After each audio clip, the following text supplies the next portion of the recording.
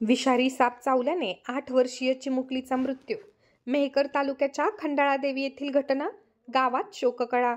एका 8 वर्षीय चिमुकलीला विषारी साप चावल्याने तिचा उपचारादरम्यान मृत्यू झाल्याची घटना बुलढाण्याच्या मेहकर तालुक्यातील खंडाळादेवी येथे घडली आहे.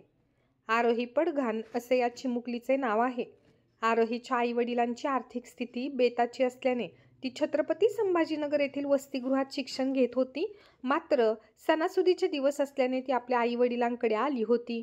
दरम्यान तिला साप चावल्याने रुग्णालयात दाखल केलं असता उपचारादरम्यान तिचा मृत्यू झाल्याने संपूर्ण गावावरती शोककळा पसरली आहे.